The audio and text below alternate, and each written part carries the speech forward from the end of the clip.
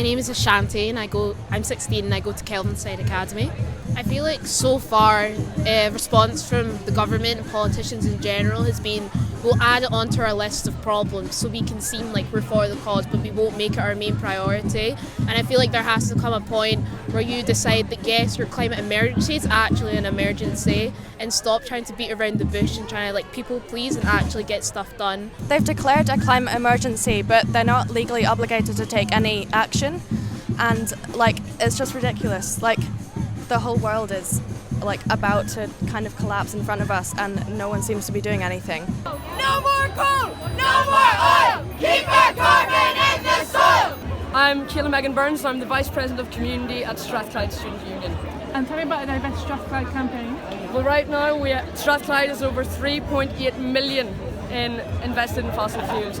We're currently in a bit of like an argument to try and get them to divest from fossil fuels. So Strathclyde has come out in hordes today. What do we want? Climate justice! What do we want? Now! I'm Mila French, I'm 11 and I go to Balfour High School. We're trying to ban fossil fuels because it's really bad for the environment and a lot of people don't believe in climate change, and we need to cut back on stuff we eat and stuff we do nowadays because so we need to change it now.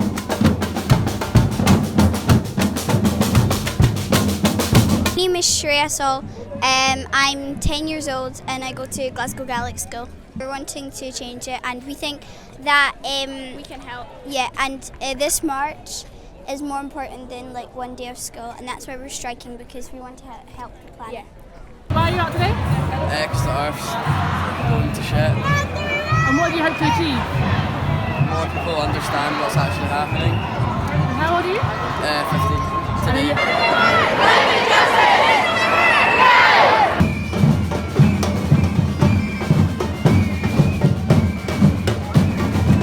My name's Caitlin Ashcroft, I'm 13 and I go to Jordan Hill School.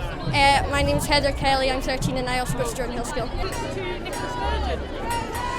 Well, I'd just like to say that we want you to help look at all the people out here all wanting the same thing.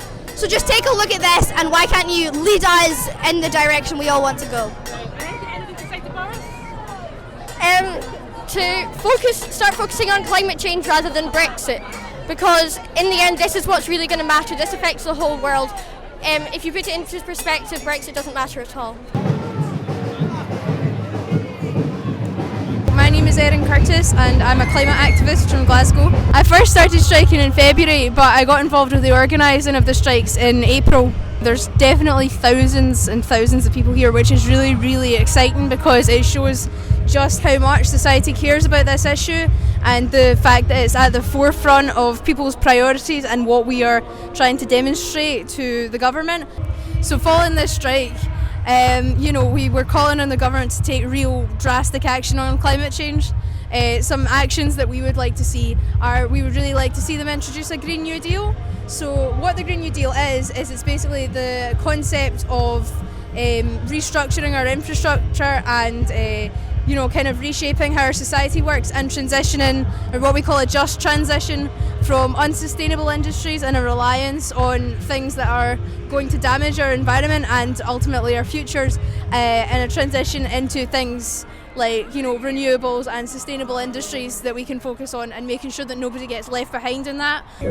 The Green New Deal is a solution to the climate emergency that isn't about sacrifice, it's about economic transformation, it's about an opportunity not just to solve the climate breakdown, but to lift hundreds of thousands of people out of poverty. This is literally the last moment in human history that we've got to save the world from the catastrophe that we've brought about. And the young people across the world who've started this movement are shaming the governments and the corporations who haven't just failed to stop the crisis, who've been the ones actively causing it.